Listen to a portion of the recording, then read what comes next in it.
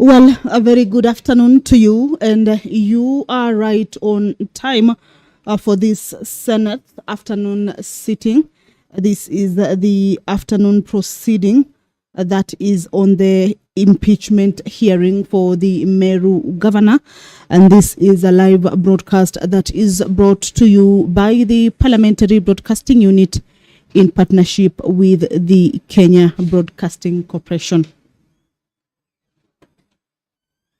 Well, the senators this afternoon will be continuing with the impeachment hearing over the Meru governor in a motion on the proposed removal from office by impeachment of Honorable Kawira Mwangaza, the governor of Meru County.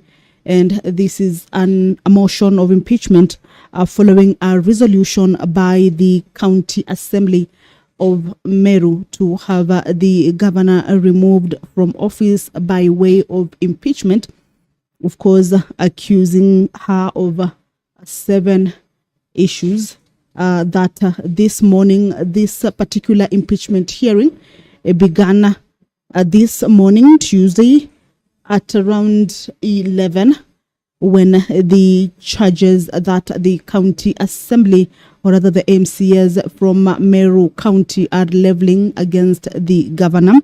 These 7 charges include the misappropriation and misuse of county funds, among others. And in her defense, when the charges were being read out to her by the Senate Clerk, Jeremiah Nyegenye, the Honorable Governor Kawira Mwangaza pleaded not guilty to all the 7 charges. That is a hearing that has begun this morning. And earlier on, we saw that the both sides of the parties in this impeachment hearing, that is the County Assembly of Meru, as well as the executive, that is the governor, were given an opportunity to introduce, of course, themselves, as well as the legal team that will be representing both parties. And in this case, we saw the governor or the executive being represented by a host of lawyers, as well as the County Assembly party also has its list of a legal team that is representing this particular side. The County Assembly, when its lead counsel, that is Dr. Muthomithi Ankolu, took or rather was doing the introduction, also introduced a number of witnesses that they say will be taking the stand to give their statements on what they witnessed or what they know about the ongoing case facing the governor and the accusations that have been leveled against her.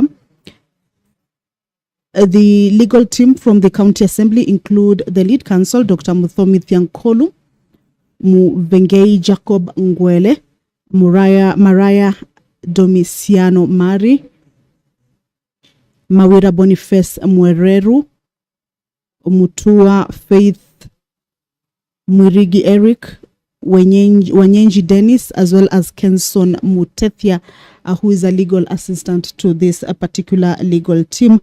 We also have a legal team from the governor's side that is led by Elisha Ongoya, who is the lead counsel in this particular legal team that is representing the governor or the executive of county of Meru. Elisha Mutuma, Duncan Okubasu, Robert Mutembei, Brida Kimathi, Batista Murigi, Anthony Mwendwa, Collins Mwendwa, as well as Brian Lee Maingi, who is the assistant to the legal team from the governor's side.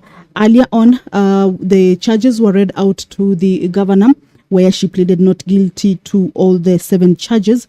There was some opening statements on behalf of the County Assembly.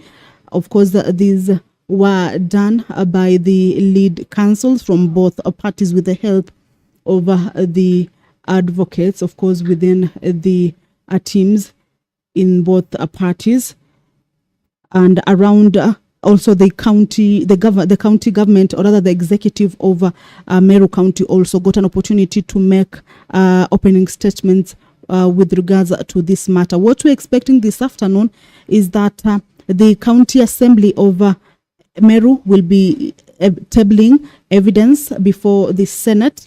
Of course, this includes witnesses, if any, as well as an opportunity to cross-examine and re-examine these particular witnesses. So this afternoon, the Meru County Assembly will have an opportunity to table their evidence. Speaker is in the chambers.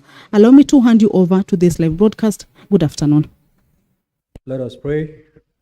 Almighty God, we beseech you to behold with abundant favor and blessings us, your servants, whom you have been pleased to call to leadership positions in this republic.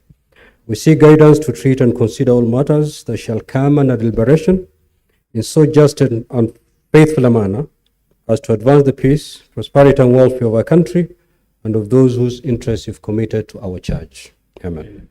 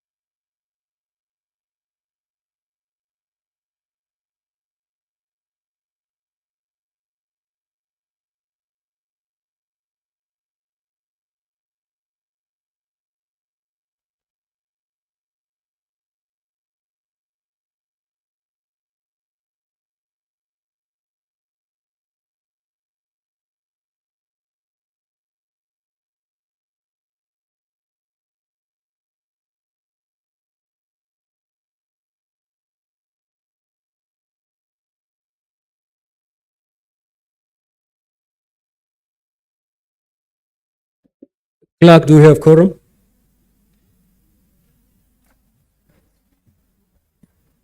Okay, I'm informed we do have quorum. Kindly proceed to call the first order.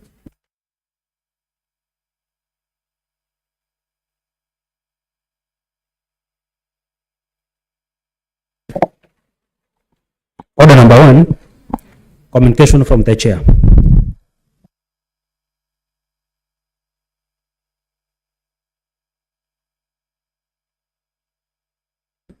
Next order. Order number 2, hearing and the determination of the proposed removal from office by impeachment of Honorable Kawira Mwangaza, the governor of Meru County. Clerk, can you confirm that we have both parties in the House? And if they're not in, kindly usher them in so that we can start the hearing.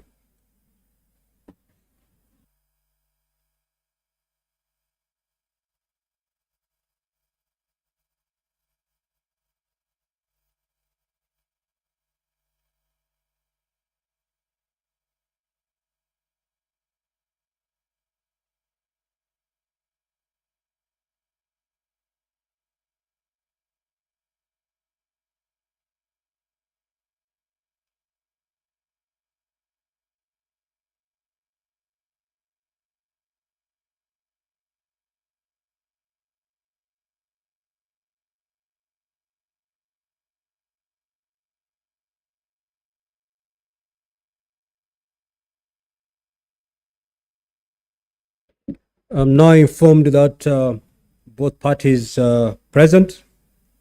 Now, before we begin the hearings this afternoon, this is to the parties.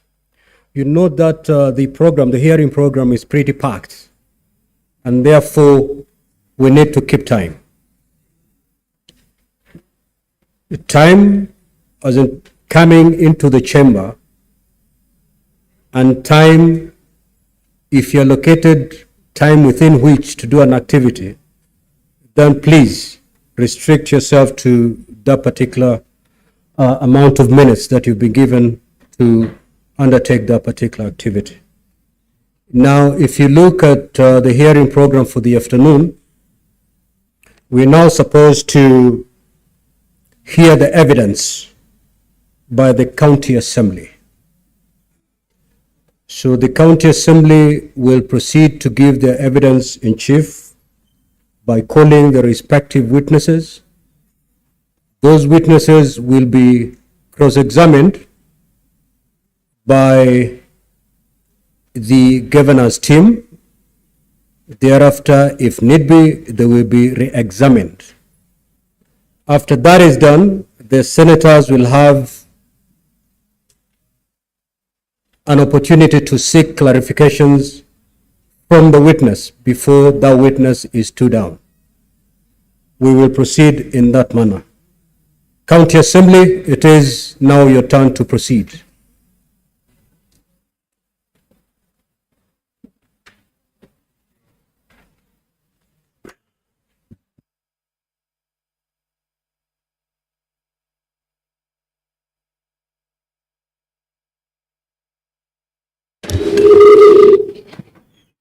Mr. Speaker and honorable senators, the assembly is ready with the first witness. His name is Arimi Paul Mwaki. He will be examined by my learned friend, Mr. Mari Maranya.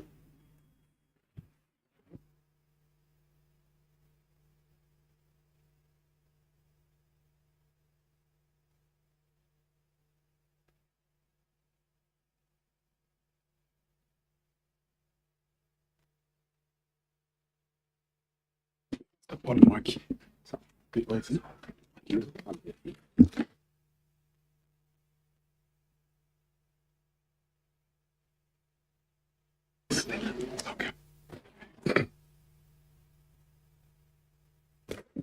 Kindly usher in the witness.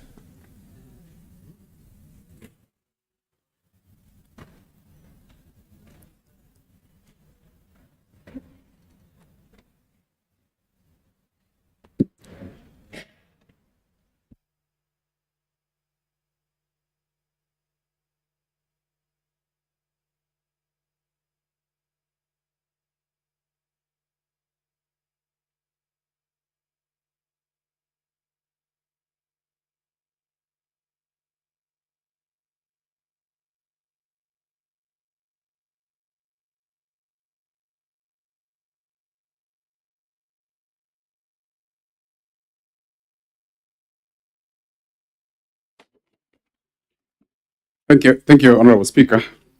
Being mindful of time, may I allow me to start? Kindly, Mr. Witness, please introduce yourself for record. Clerk, purposes. let the witness take an oath first. Sorry.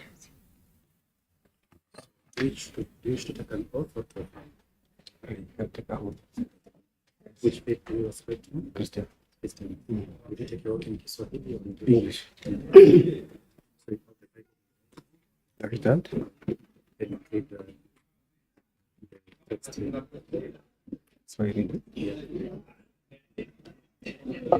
I, Paul Mwaki Arimi, do solemnly swear that the evidence that I shall give before the Senate, in respect of the matters before the Senate, shall be the truth, the whole truth, and nothing but the truth. So help me God.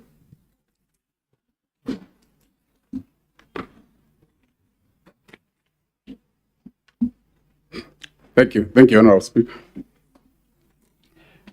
Mr. Witness, kindly introduce yourself for purposes of record. Mr. Speaker, distinguished senators, my name is Paul Mwaki Arimi.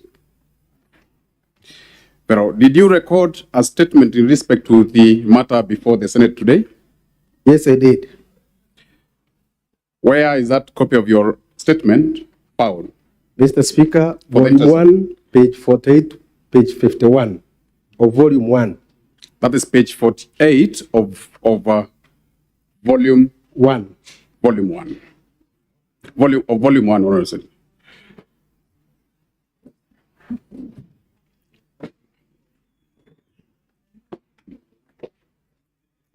Mr. Paul, what do you do for a living? Honorable Senators, the witness has a statement, which statement is contained in your bundles and also contained in your, apart from the physical booklets that you're holding, your iPads also contain soft copy. So, Council, maybe you will refer to the bundle Yes. where that statement is, so that you aid the senators to move in there. I will constantly be referring, Mr. Speaker, to two documents, that is Volume 1 and Volume 3.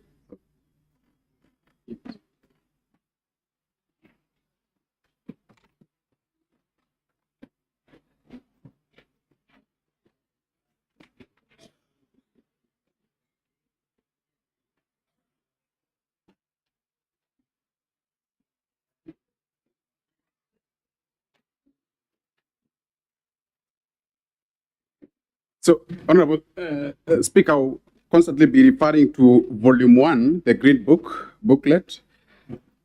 Also be making constant reference to Volume 2, the big Volume 2 is written at the top of Volume 2. Sorry, at the bottom. So, Mr. Paul, you indicated that your statement is filed on which page? Volume 1, page 48 to page 51. Page 48 of Volume 1. Honorable Speaker, I believe everybody, we are now together. Thank you. What do you do for a living? Currently, I'm the CEO, Meru County Alcoholic Drinks Control Board. For how long have you served as the CEO of the Liquor Board? I started serving as CEO of Meru County Alcoholic Drinks Control Board from January 2018 until now. I'm supposed to be serving until now. Very well. Who is your employer? Whom do you report to on daily basis in your operation? My employer is the board. Your employer is a board. Please explain to this Honorable House what happened on the 6th of September 2022 in respect to your employment. With respect to my employment, Mr. Speaker, on 6th of September, I was called together with my colleagues in heading other corporations, and we were served with a compulsory leave letter. Compulsory, you're saying you were served. That indicates you and who? Myself and my colleagues who are heading the other corporations. Yourself and your colleagues who ends the corporations. Yes. Is the entire corporations in Meru County or that particular a few corporations? On the 6th, how many were you? In other we were words? 3. Those who received our letters were 3 on the 6th of September. And yourself, that makes it 4. There was a previous one which was issued on the 29th of August to my colleague, Dr. Ntoiti, who was heading Meru Revenue Board. You said the date again, 29th of August. When was the governor of Meru, when did the governor of Meru take, when was she sworn in office? The governor was sworn on 25th of August. 25th of August. Yes. When was her first day in the office? I'm not certain the exact certain day that she was in office. Yes. But my colleague, Dr. Ntoiti, was served barely a weekend after the governor was inaugurated. You said barely a weekend after the governor was sworn in. Yes.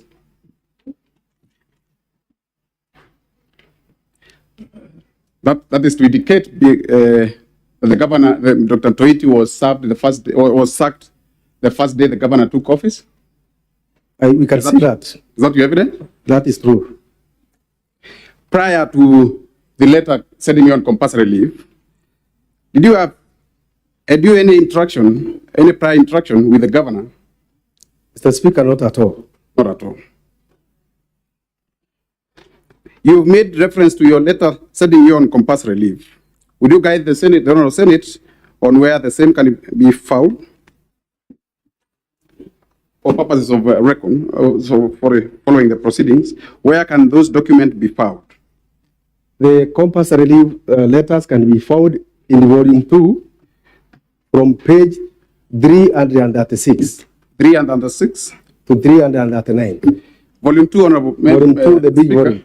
I am making reference to the big booklet written Volume 2 at the top, at the bottom. You said the letters are found in pages? 336 Yes. to 339. What was to happen to your institution once you were sent on compulsory leave? Who was to man the institutions? Military was sent on indefinite compulsory leave. Yes. Other persons were appointed in acting capacity. Other persons were appointed in acting capacity. Yes. Were they formally appointed? They were appointed from the office of the governor. Were they formally appointed? Is there a formal appointment letter to that respect? Yes, Mr. Speaker. Where is the formal letters found? Where are the formal letters appointing your representative found? Mr. Speaker, they are found on page 340, Yes. 342. Pages 340 to pages 342 of which booklet? Of volume 2, Mr. Speaker. Of the same document, volume 2.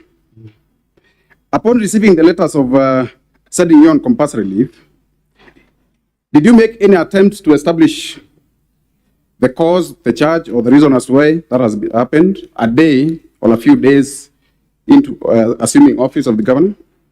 Mr. Speaker, we interrogated the letter and we found that it was not right, and we made several efforts. Several efforts to do what? Several efforts to be reinstated back to our offices because we thought we were sent home and procedurally. You made some, sorry again, you made efforts to do what? We made efforts to get reinstatement from the governor. Did you have any audience with the governor over Yeah. the same, or the subject matter? We had audience with the governor, we had audience with the county secretary on the same matter. What did the county secretary in particular say? The county secretary indicated to us that clearly we could not be reinstated because he was acting on the instructions of the governor herself. Did you sit down with the governor over the same? We did not get an opportunity to sit with the governor on the same Yes. matter, but the county secretary gave us the instructions. After you are unable to meet the governor personally, and the county secretary indicated that he had instructions from the governor not to allow you back, what did you do? What action did you take? After all those efforts failed, Mr. Speaker, Yes. we made an application to court to seek redress and to seek reinstatement through the court. Through the court. That is to mean that you filed a matter in court. We filed a matter in court, Mr. Speaker. Who are the you filed the matter alongside who? Who are the petitioners in the matter? The petitioners were myself, the MD, Meru Revenue Board, Dr. John Toiti, Joseph Beria, the CEO, Meru Water Sanitation Services, and Kimadi, the end of Meru Microfinance Corporation, Mr. Speaker. That is to mean that you are the first you filed as first to fourth respondent. We filed petitioners. Yes, Mr. Speaker. And what did the court rule in respect to your matter? The court issued a stay or conservatory orders reinstating us back to office, Mr. Speaker. The court ruled that you be reinstated back to the office. What else did the court rule? The court also further ruled that those who are in acting capacity in our place be removed from office or be issued with letters cancelling their appointment on acting capacity, Mr. Speaker. Therefore, it's your evidence that the court ruled that you be returned back to work and letters of appointment of your predecessor be revoked. Is that so? It's true, Mr. Speaker. Did you, in your statement, annex that particular court order? Yes, Mr. Speaker. Where can the same be established? We annexed Filed? the court order on volume 416, volume 2, page 416. Volume 2, Honorable Speaker, the big booklet, pages 416. 416. Yes. 416, which contains two prayers, according to your evidence, one of reinstatement and the other one of revocation. Please confirm. I can confirm that, Mr. Speaker. And in compliance to that order, before that, did you serve it upon the governor and the county secretary? Yes, they were duly served, Mr. Speaker. You were duly served. Yeah. How do you confirm to this honorable house that you did duly serve upon the governor and the county secretary, the particular court order?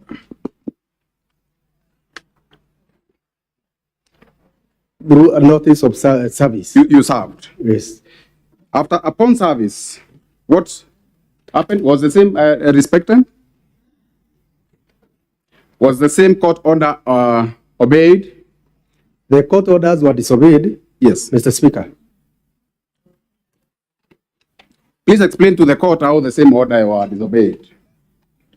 Mr. Speaker. Explain to the Senate, sorry. Mr. Speaker, upon the court issuing orders, yes, there was a meeting convened at a place called Mitungu by the governor. Yes. In which the first gentleman in that meeting threatened to organize people to flush us out of office in case we went to that court order to report back to office, Mr. Speaker. So who threatened the against disobedience of court order? The first gentleman is the one who threatened to mobilize people to come and evict us. Was the governor present in that particular meeting? The governor was exactly present in that meeting, Mr. Speaker. Do you have any evidence to that particular meeting you are making reference to? The evidence is in a video form, Mr. Speaker. In a video form. Honorable Speaker, the video, with your leave, maybe can have the video played, the video in support of contempt of court be played to the court, to the Senate. Mr. Speaker, that's the video in support of count 5. Yes.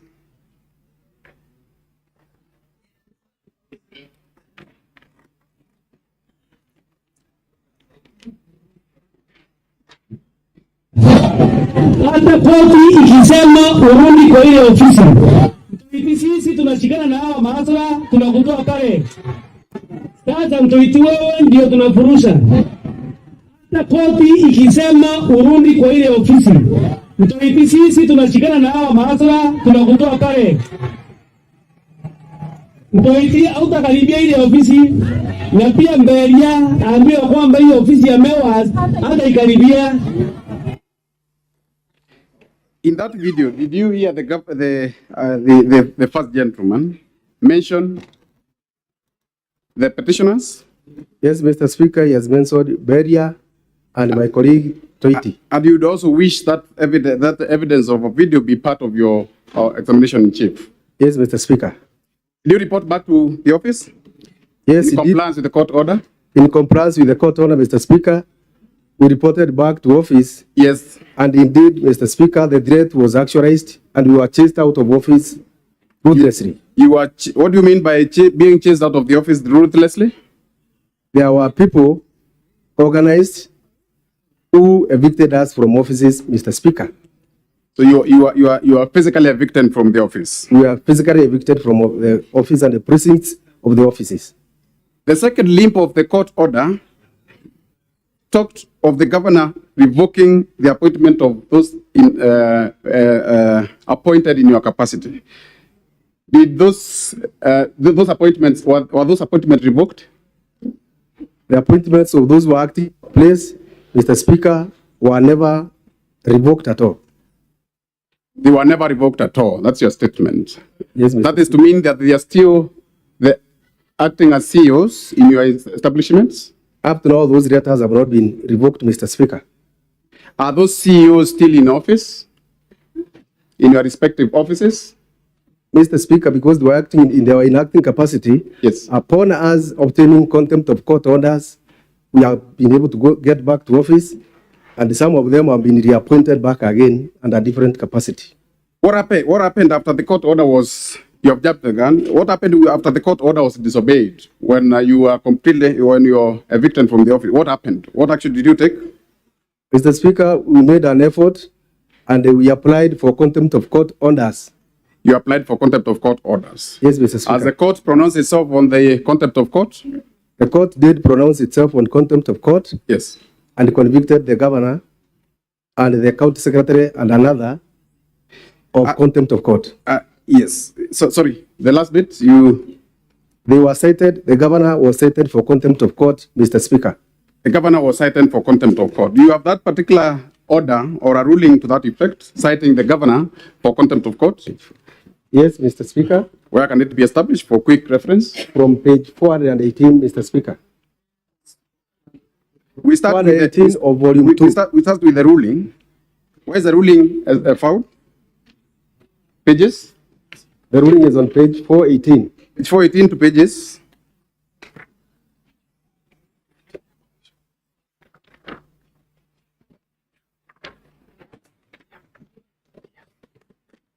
Of which volume? Of volume 2? Of volume 2. Pages 418 to pages? Pages, the ruling is found on page 418 to page 439. Page 439. And the order, and the particular order setting governor for contempt is established, is found on pages? It's found on page 440 Pages 440. and 441. Of which, again, on which volume? Volume 2. On volume 2. According to those two court documents, was the governor found guilty of a court order? Yes, indeed, the governor was found guilty for contempt of court. Was she punished accordingly? The court scheduled a date for punishment, Yes. and the county secretary appeared in court to show cause why they should not be punished. The county secretary on behalf appeared to demonstrate why they should not be punished. Did she appear? He did appear, Mr. Speaker. After appearing, what happened? After appearing, a date was the governor was ordered to reinstate us back to office under supervision of the county secretary, Mr. Speaker. That is to mean, sorry, would you recall when the county secretary was instructed to take you back to the office? Would you recall? I would recall, Mr. Speaker. That is when? That is on 23rd of last month. That is 23rd of September. 23rd of September. This is barely 2 weeks Barely ago. 2 weeks ago, Mr. Speaker. What happened to the punishment in respect to contempt of court? Was it administered at that time? The court has rescheduled the punishment to today so that the county secretary can go back and prove whether they really honored. It is your evidence that the court punishment was scheduled for today, The punishment is scheduled for which you today, may not tell what happened. which I may not tell the outcome, Mr. Speaker. In all this saga, were your respective boards notified of the proceeding of what is happening? Your respective boards, you said the management of the board, the corporation are through the boards. Were they notified of what has been happening? They weren't, Mr. Is it Speaker. come to you? Sorry? They weren't. They were not. Your letter of setting on compulsory leave talks of reason being to reorganize the board. Yes, Mr. Speaker. Have you ever, for the last 1 year, been called upon for reorganization of the board as a CEO? Mr. Speaker, no. Sorry? No. You have never been called upon. Yes. Does the governor have power over reorganization of matters in respect to your independent corporations? The semi-autonomous government agencies like our corporations are supposed to be reorganized by the boards. By the board. Now, for the entire period of 1 year that you've been away, until only 14 days ago when you resumed your office as the CEO, were you getting your salaries? Yes, Mr. Your Speaker. salaries? Sorry? Yes, I was earning my salaries while at home. You are earning your salaries while at home. Yes, Mr. Speaker. Did the court order provide that you be paid your salaries? Did it address the question of you being paid your salaries while away for a whole year? No, Mr. Speaker. What stated that you'll be paid your salaries for the entire period that you'll be away? The compulsory leave letter, which came from the office of the governor, is the one that indicated we shall be entitled to full pay and all benefits while we are home in indefinite Therefore, the leave. compulsory leave stated that you'll be paid your full salary while you are at home. Yes, Mr. Speaker. And were you actually paid your full salary while at home Indeed, we were paid for the entire period? for the entire period. Do you have evidence to the effect that you continue being paid salaries while you are not working? Yes, Mr. Speaker. Where are the copies, for ease of reference again, where are they being established? Found in this Volume 2, page 35, volume 2, pages 35 to page to pages number page, let me correct it, please, Mr. Speaker. Volume 2, page 33 to page 33, beginning from page 33 to page 41. To pages 41. Yes, Mr. Speaker. And to this 1 year after, to this extent today, have you ever known the reason as to why you were sent on compulsory leave by the governor and the county secretary? It has never been communicated to any one of us the reason for compulsory leave, Mr. None of you has ever known why you were sent on compulsory leave. Yes, Mr. Speaker. And you said that only 14 days ago, the governor complied with the court order and reinstated you back to your office alongside the acting CEOs. That was your evidence. It is true. What, in your opinion, why do you think the governor was able to comply with a court order a year after the initial order was granted? Mr. Speaker, the governor may have complied basically because she had been found to be in contempt of court and her punishment was about to happen. The next thing. Therefore, it's your evidence that she was fearing the looming sentence, punishment by the court? Yes, Mr. Speaker. The next thing was? The next thing was there was an impeding motion of impeachment a day to the day we were escorted back to office. And it was a ground. Now, according to you, again, your opinion, who do you think is to blame for you being illegally sent on compulsory leave? I would lay the blame on the governor herself. Why do you say so? What is the foundation of your opinion? Because the letters from the county secretary must have been, the county secretary indicated there were instructions from the governor. Indicated that those were he's acting on the instructions of the governor? Yes, Mr. Speaker. Has the governor to date revoked the appointment of the persons meant to replace you? No, Mr. Speaker. Are they in the office? They handed over and then they were given other mandate again, Mr. Speaker. But their letters which appointed them to that office have not been revoked. Their letters have not been revoked. Are they within the establishment for the last 2 weeks that you've been in the office? Yes, Mr. Speaker. Now, the governor argues that he was ordered by the court to pay you salary. What's your opinion on that? What is your take on that? I don't agree with that, Mr. Speaker. Why don't you agree? It is because the issue of payment of our salaries where we are not working is in the compulsory leave letter which originated from the governor's office. Did that court order in particular address the question of payment of salaries? The court order addressed reinstatement and the revocation of appointment letters of those officers who are in and revocation of the letters. Yes, Mr. Speaker. I want to pen over that point. I will subject the witness, Honorable Speaker, to cross-examination.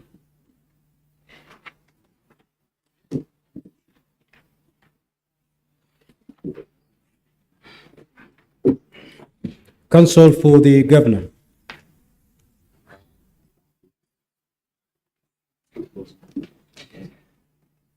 Thank you so much, Mr. Speaker. Sir, it is my singular pleasure to take on this witness in cross-examination. My name is Elisha Ongoya.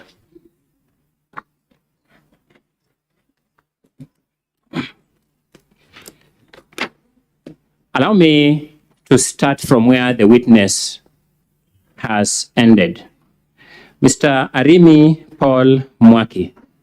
Yes. Is it your testimony before these distinguished senators that the court did not order that you be paid salaries?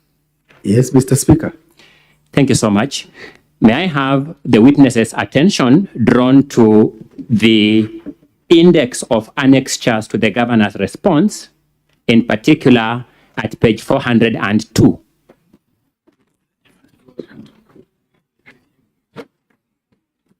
Counsel, refer to those bundles in terms of volumes for ease of reference. You know, my apologies, Mr. Speaker. The governor just filed 3 documents, one called a response and one called index of annexures to the response. Then we have the transcript of videos. So just 3 documents. Very well. The biggest document in blue the biggest volume in blue. Page 402.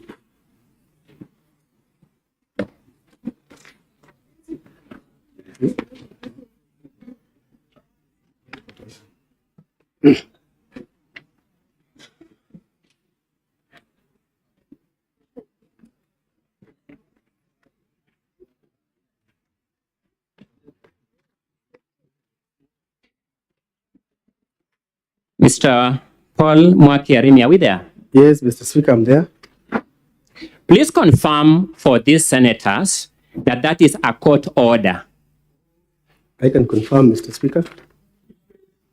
Page 402.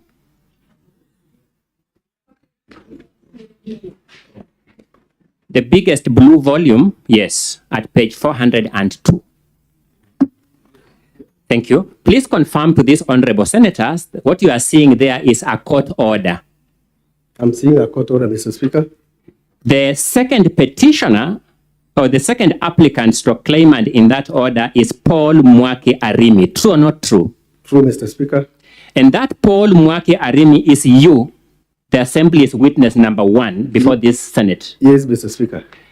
Let us turn over to the second page, no, the next page, page 403 of that document. Confirm for the record that this is a continuation of that court order that began at page 402. Confirmed, Mr. Speaker. Please confirm, and I read, Order 6 reads as follows, that finally, Dr. Atheru is directed to file sufficient evidence in court within 7 days to show that all the petitioner's salary have been paid from May 2022 to date. Confirmed. Please confirm that what it says. Confirmed. Are you among the petitioners who are being ordered, for whom that order is being made? Yes, Mr. Speaker. And that order relates to salary. Yes, Mr. Speaker. And Dr. Atheru has to confirm to court he has paid your salary. Yes, Mr. Speaker. It is this salary that you are telling these senators was not paid pursuant to a court order. I did not indicate salary was not paid, Mr. Speaker. It is the one you said the payment was not pursuant to a court order. It was pursuant to the compulsory leave letter. You remember that indication? I will not agree with that because there are 2 court orders. The court We order. didn't talk about how many court orders. I've just said I am looking at a court order referring to a salary. Yes. Are we communicating? Yes, I agree. But you have also told these distinguished senators that your salary was not paid pursuant to a court order. It was paid pursuant to the letter sending you on compulsory leave. Do you remember saying that? I don't remember saying that. You don't remember? These were- I'm happy with that. these The record were- will bear me out. The record. Excuse me, Mr. Speaker. My apologies. I've finished my question. Excuse me, Mr. Speaker, I want to make I have finished my question. I'm going to the next. Kindly serve my time. We have only 4 hours. Finish with your case. Okay.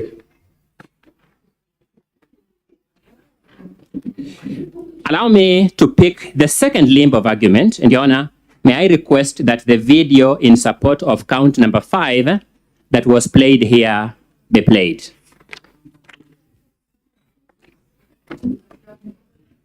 Sasa mtaiti wewe ndio tunafurusha. Hata koti ikisema urudi kwa ile ofisi, mtaiti sisi tunashikana na hawa maasra tunakutoa pale. Mtaiti utakaribia ile ofisi na pia mbele. Sorry, I wanted the clip to remain visible so that the witness can identify something in the clip. Okay, my apologies. I pause the video.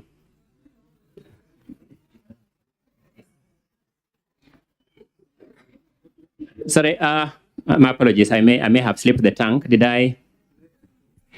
Kindly play and pause. Council, I hope you're not assuming I'm in that video. My apologies, Mr. Speaker. It was a complete slip of the tongue. I couldn't even remember saying it. My deepest apologies.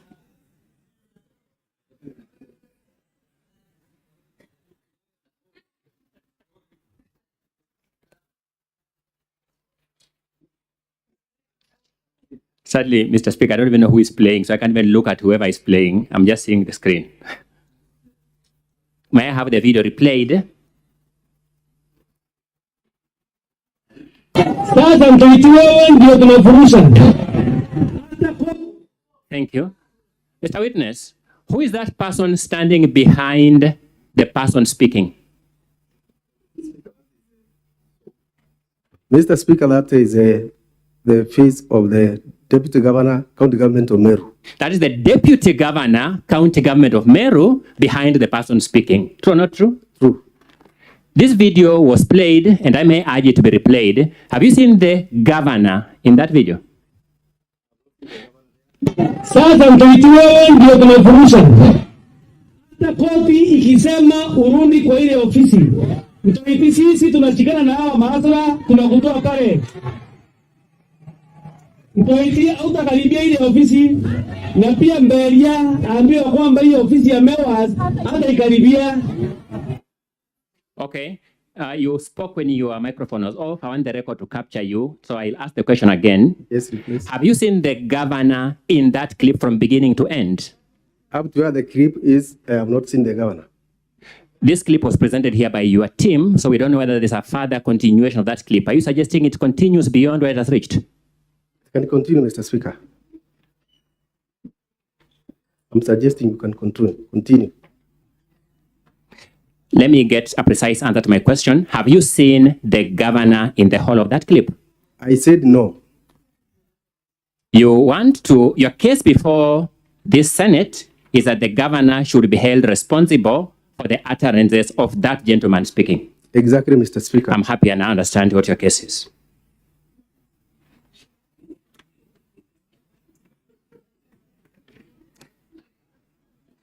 I want you to look at your volume 1, the Assembly's documents, volume 1, at page 7. Yes, I'm there. Confirm for the record that it says, page 7, volume 1.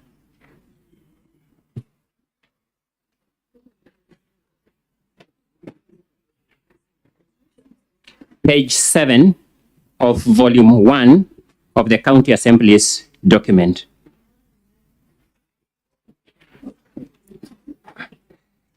That page 7 starts with a paragraph numbered C. Yes, I can see it. Thank you. The grievance in that paragraph is paying full salary and benefits for more than a year to Dr. Ntoiti, Paul Mwaki, Kenneth Kimathi Mbae. My question to you is this the same salary we have seen in the order of court at page 403 of the governor's document? It's the same salary. It's the same salary. Thank you. Are you complaining for having been paid this salary? Yes, I'm complaining, Mr. Speaker. For having been paid this salary? For having paid the salary without offering the services to the taxpayers from Meru.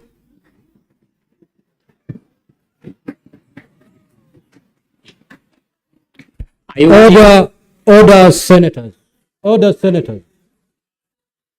I order, honorable senators. Sergeant at Arms, kindly go up there and tell the members of public the only thing we need from them are their ears and their eyes, nothing more.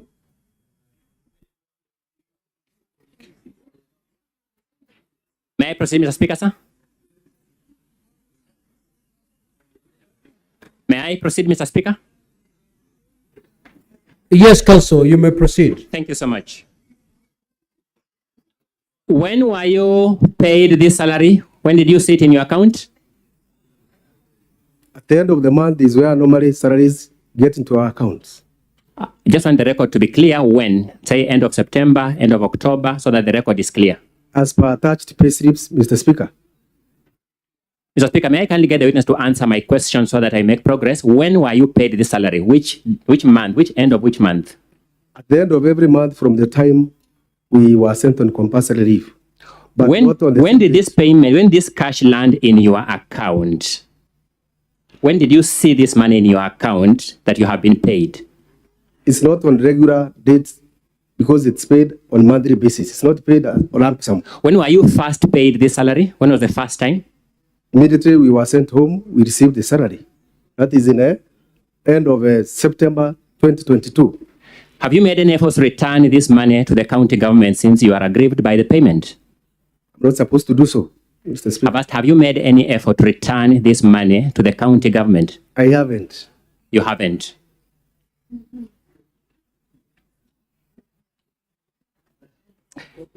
Let me clarify something for this information for the record of this senator. It is true that Mr. Maranya, advocate appearing before you here today, is your advocate in that court case. True or not true? True, Mr. Speaker. Thank you. That matter came up in court today. True or not true? I'm not sure, Mr. Speaker, but it was supposed to come up today for...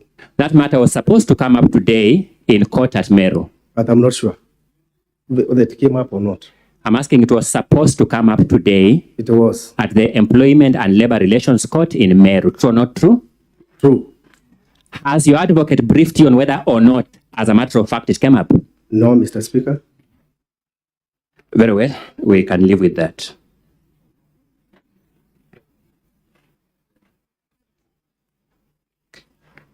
When were you sent on compulsory leave?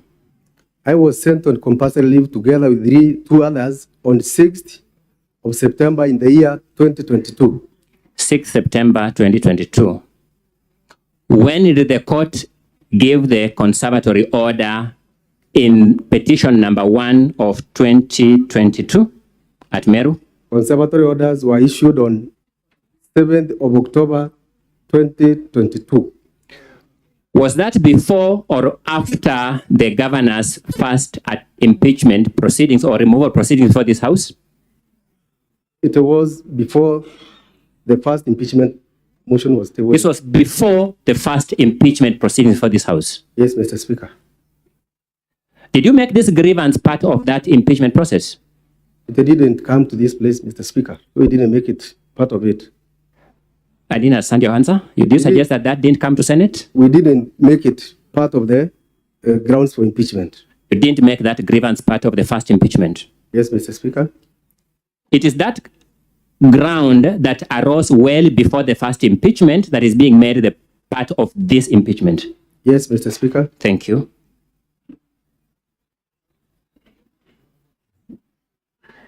Allow me to briefly take you to page 336 to 339 of volume 2 of the County Assembly's documents. Pages 336 to 339.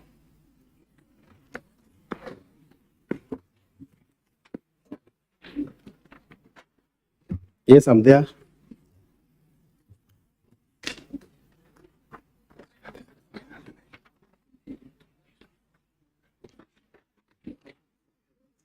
Is that letter authored by the governor?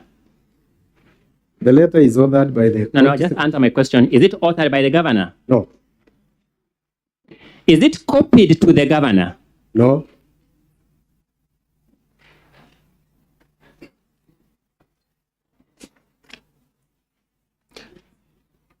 Let's look at a document at page 337. Is that letter authored by the governor? Not authored by the governor. I'm going with the same volume, volume 2 of the County Assembly's documents, volume 2 of the County Assembly's documents. May I describe it as the big green volume? So we are now looking at page 337. Yes. And I'll repeat the question for the benefit of the distinguished members who hadn't seen the document. Is that letter authored by the governor? No. Is it copied to the governor? No, Mr. Speaker. Let's look at page 339. Following. Is that letter authored by the governor? My apologies. Thank you so much, Senators. 338. My apologies. 338. No, Mr. Speaker. Is it copied to the governor?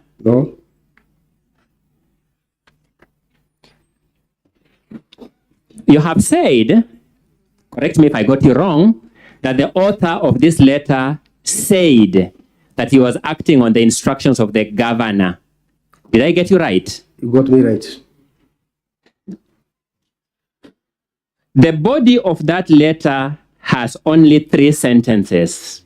At page 336, the body of the letter, page 336, has only 3 sentences. Yes.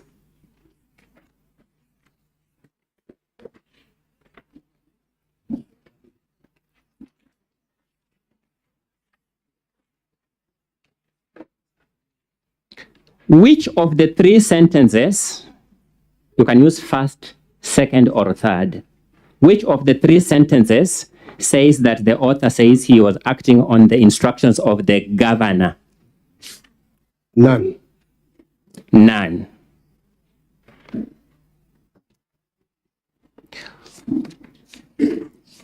If I got you right, the evidence of the compulsory leave letters is to be found at pages 336 to which page? 338. To 338. Yes. Which of those letters is addressed to you?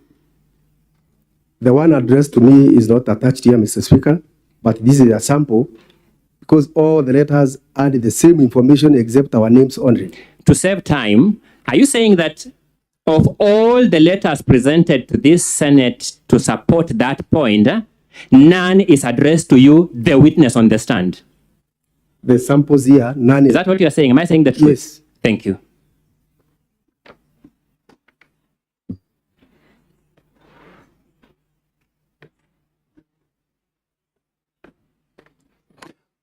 When you are employed in the county government of Meru, was your employment letter under the hand of the governor? The governor gazetted me, Mr. Speaker. The governor? Gazetted. Was the gazette notice under the hand of the governor? Of course, it is the governor who gazettes. I've asked you a simple question, not what of course it is. I'm asking what in fact it was. Are we communicating? Yes. Was the gazette notice under the hand of the governor? I just know there was a gazette notice. I don't know who said. Mr. Speaker, my question is not ambiguous. I would rather the witness is ordered to answer my question. Yes, it is the governor. Have you presented that gazette notice anywhere in the documents you have given this Senate? No, Mr. Speaker.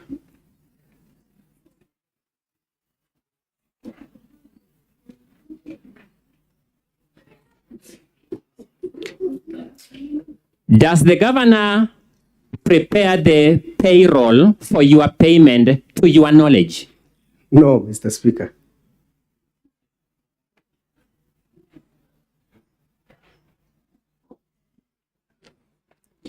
Let me just get this right.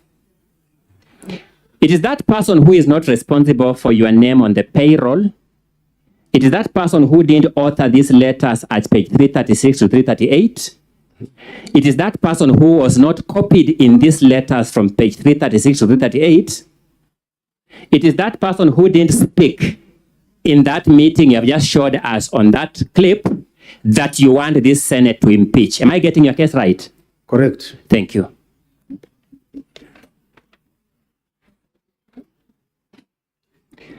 Allow me to refer you to yet another document, which is the ruling of the Employment and Labor Relations Court in Meru. And for ease of time, I want us to go to page 436 of volume 2 of the County Assembly's documents. Page 436.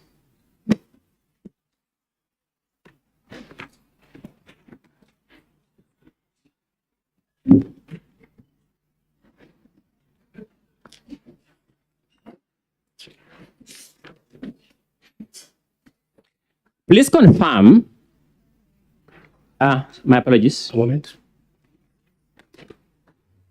Yes, I'm on page 436. Just for the record, I want you to confirm that that is a part of the ruling of the Employment and Labor Relations Court at Meru. I confirm.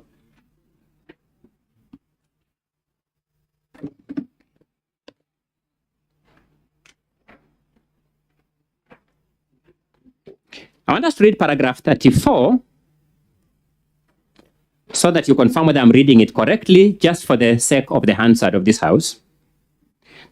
In view of the matters and findings made herein above, it is clear that all the three thresholds for contempt of court have been proved by evidence and to the required standard.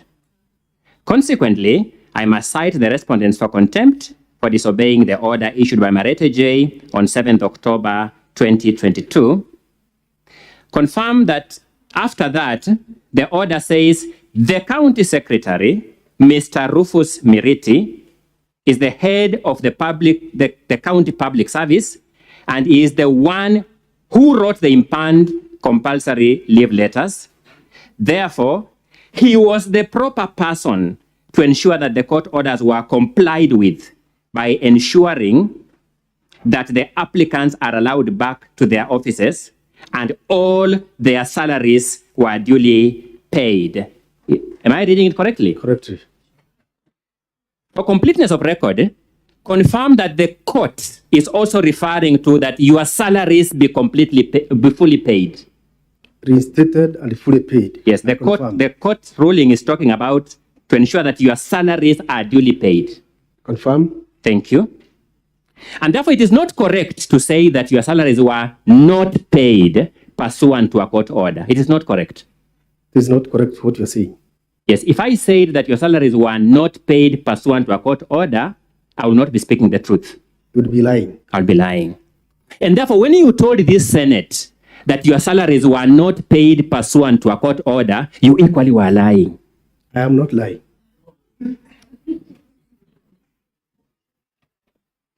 The court order at paragraph 34, the court ruling at paragraph 34 identifies by name and office the person who was responsible or the proper person to ensure that those court orders were complied with. Does it?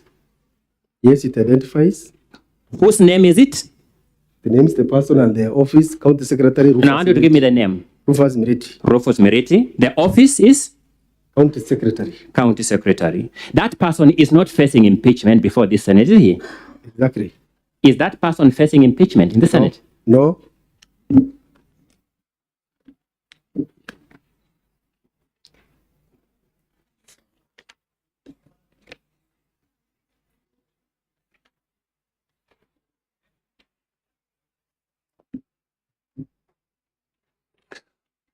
Whom did the court summon to attend court and purge the contempt? The court invited the county secretary. By name? Dr. Kiambi Aderu. Dr. Kiambi? Aderu. Veru.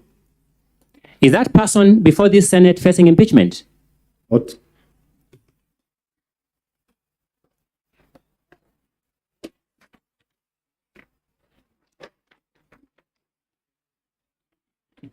Let's go to page 438 of volume 2 of the County Assembly's documents. Page 438 in particular, paragraph 37B. I'm there. Is that the paragraph summoning Rufus Miriti or his successor in title? Yes. That title would be the title of county secretary. True or not true? True. Is any of those people, either Rufus Miriti or his successor, before this Senate for impeachment? No.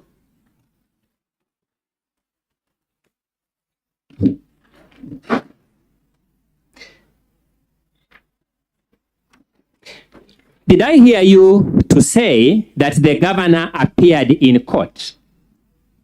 You did. I didn't say the. You didn't say that. I'm happy. I just want clarification. So if you didn't say that, I'm happy with it.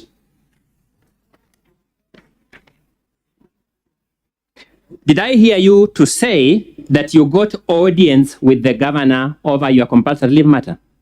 Yes, through the county secretary, I said. You got audience with the governor? Through the county secretary. I want to get this right. The county has an officer called county governor. Yes. True or not true? Yes, we did. The county has another officer called county secretary. True or not true? Yes, Mr. Speaker. I'm asking the first officer, county governor. Did I hear you to say you got audience with that person? We sought audience through the county secretary. I repeat. Did you get it? We didn't get. You didn't the get audience it. of the governor directly. So you never spoke to the governor over this matter directly? Instead, we spoke to the county secretary. So you never spoke directly to the county governor over this matter? Yes.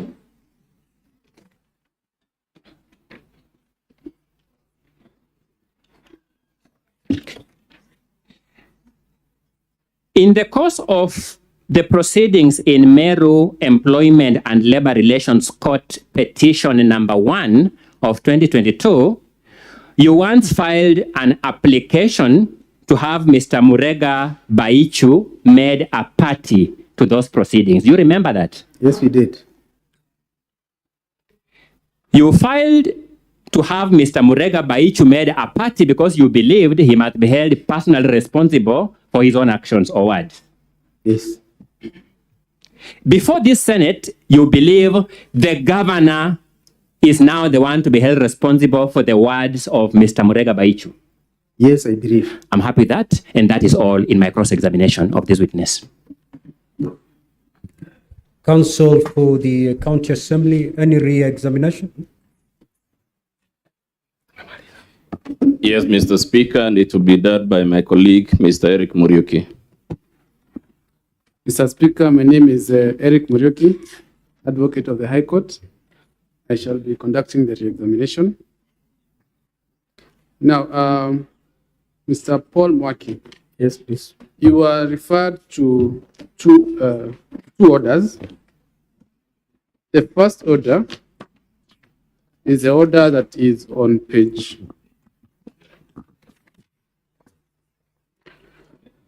There is the order that is dated 7th of October, 2022.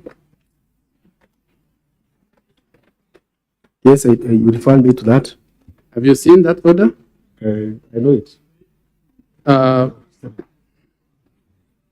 is the order on page 440 of volume 2.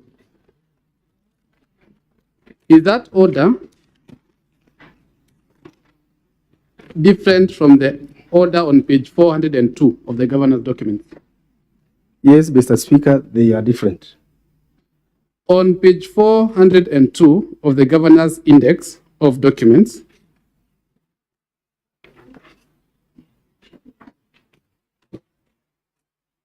Yes. I want you to tell me at the top of that order, where does the story of payment of salaries come in? It comes on item number 1. What is the heading of where that is explained? That it says that all the salaries have been paid. So what is the title? The title is in open court via Teams on the 19th of October 2023 before the Honorable Justice Onesimus N. Macau. Confirm that the issue of salary is brought in as an explanation, or rather as a way of mitigation, for the respondents to avoid being punished for contempt of court. I do confirm.